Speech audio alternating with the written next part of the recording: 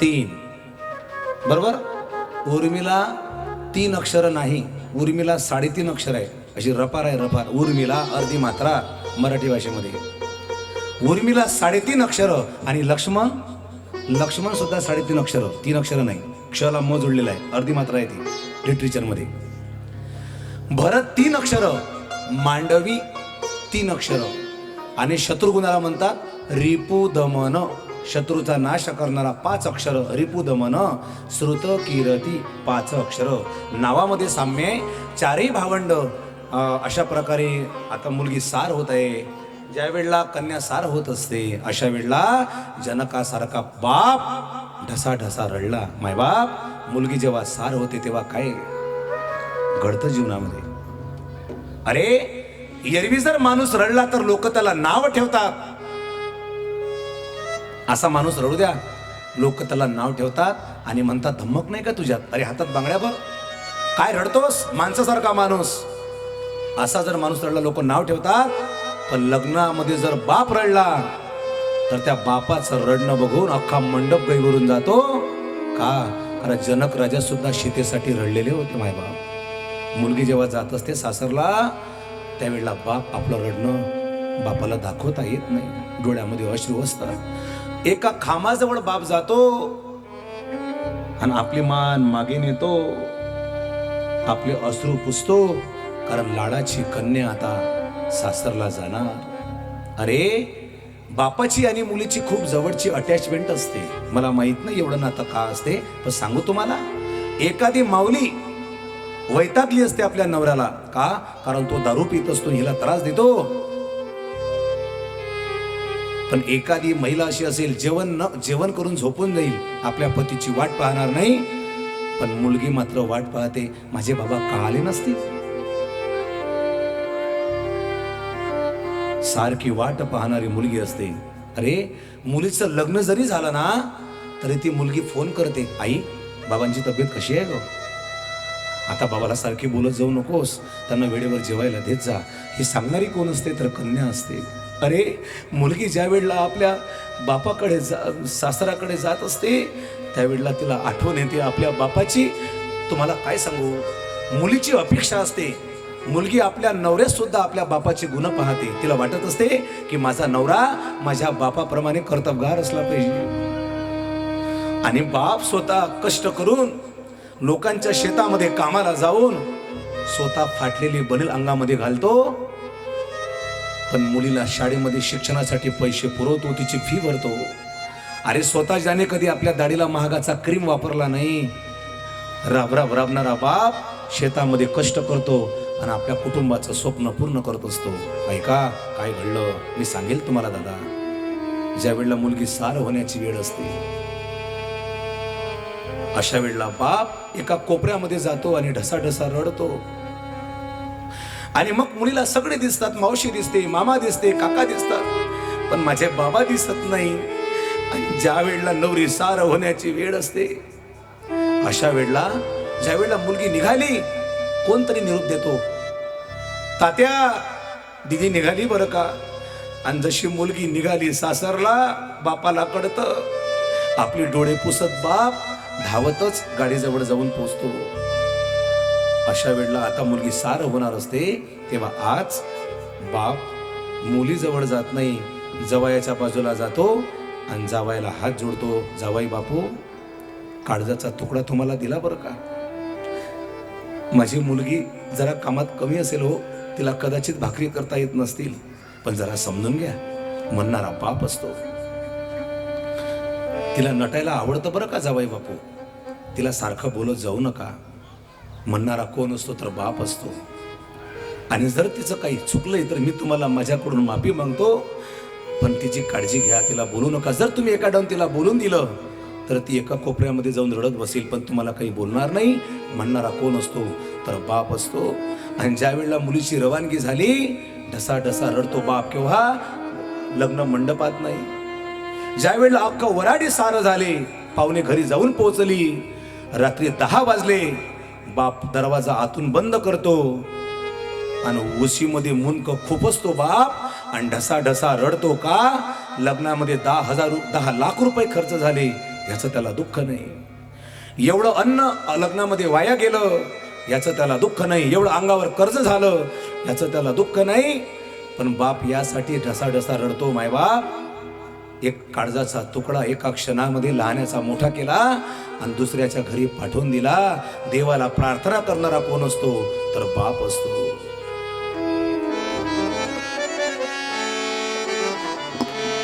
दाटो न कंठ, दाटो न कंठ, उठात येई गाणे जापुल्या घरी, जापुल्या घरी, जा लाडके सुखाने दाटोनी कंठ.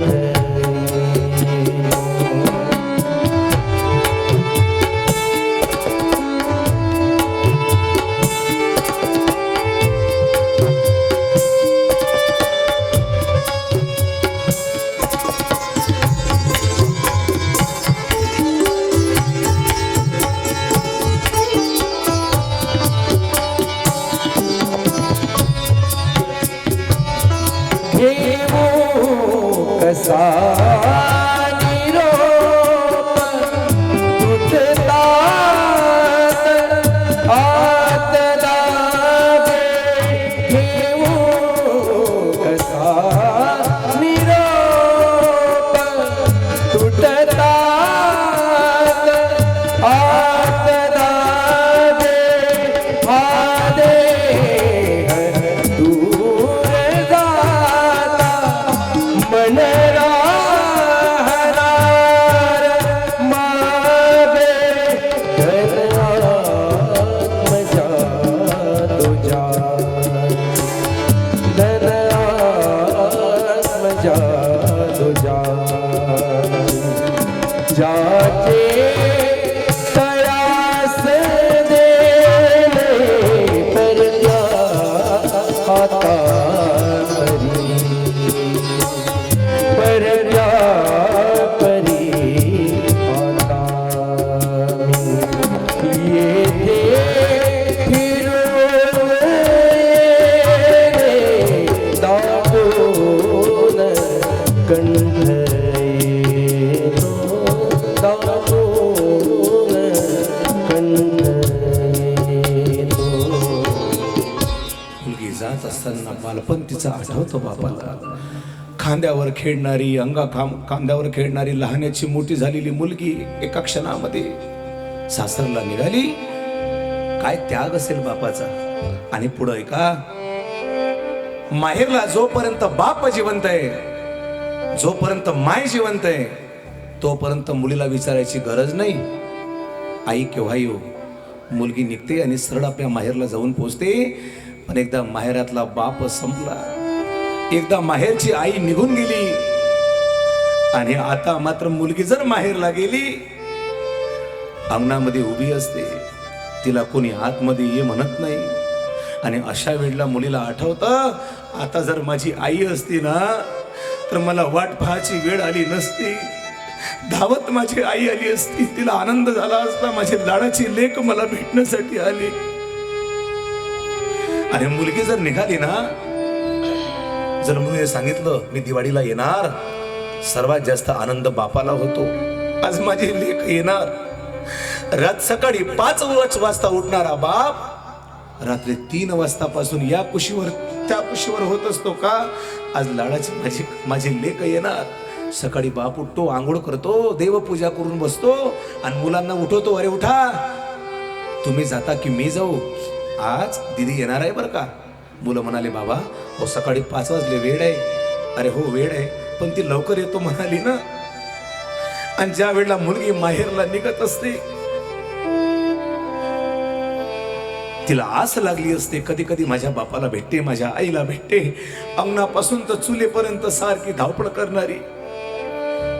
जिची नाड त्या घरामध्ये जुळली असते. ऐका,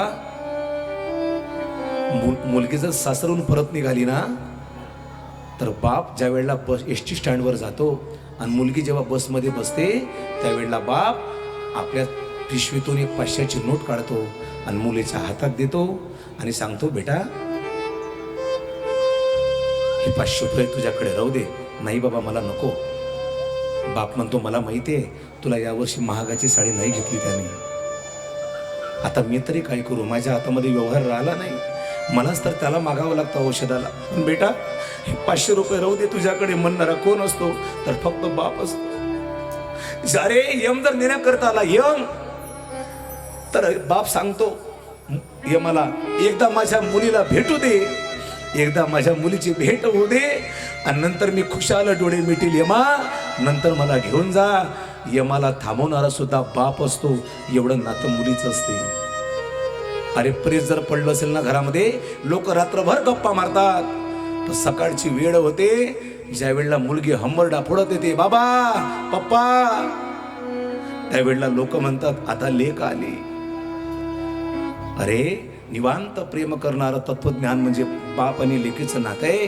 मी तुम्हाला सांगेल, ज्या वेळेला जनक राजा निघाले त्यावेळेला सुनैना राणीने सीतेला उपदेश केला आणि काय म्हटलं, सीता करहो सदा शंकर पद पूजा, करहो सदा शंकर पद पूजा, करहो सदा शंकर पद पूजा, करहो सदा शंकर पद पूजा. नारी धर्म पती देवना दूजा, नारी धर्म पती निवोन दूजा, नारी धर्म पती देवना दूजा, नारी धर्म पती निवोन दूजा, करहु सदा शंकर पद पूजा, करहु सदा शंकर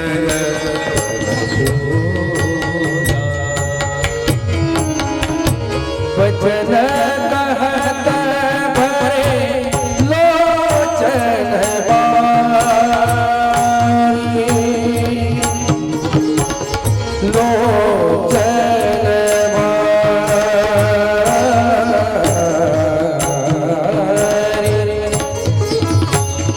वचन कहत भरे लोचन बारी, बहुरी लाकर निधि कुमारी, बहुरी लाकर निधि कुमारी, करहु सदा शंकर पद पूजा, करहु सदा शंकर पद पूजा. सीतेला उपदेश केला, सीते करहु सदा शंकर पद पूजा, नारी धर्मपती देवन दूजा. तुझा धर्म काय असेल? तुझ्या पतीची सेवा करणे. आणि जर घरामध्ये वाद झालाही तर आपल्या घरचं भांडण दरवाजाच्या उमरट्याच्या बाहेर जाता कामा नये, उपदेश केला. दुसरी गोष्ट, सगळे झोपल्यानंतर झोपायचं आणि सगळे उठायच्या अगोदर उठायचं, उपदेश केला सीतेला. हा धर्म तुझा आहे. सगळ्यांची काळजी घेतली पाहिजे. तुझे सासू सासरे तुझ्यासाठी देव आहे आणि प्रत्येकाने आपली जबाबदारी सांभाळली पाहिजे. त्याचं नाव धर्म आहे. हीच विष्णूची महापूजा, अनुभव नोही तुझ्या. तुकाराम महाराज, स्वामी काज गुरु भक्ती, पितृवचन सेवापती. ऐका मायबाप, केला उपदेश आणि आता निघाले अयोध्या नगरीमध्ये. सगळी मंडळी अयोध्येला पोहोचली. सगळ्यांना आनंद झाला. पण तदनंतर थोडी आता कथा इथून वेगळी वळण घेते आणि पूर्ण रामायण सांगण्यासाठी कमीत कमी 9 दिवस लागतात. आणि एका 2 तासामध्ये रामायण सांगणं होत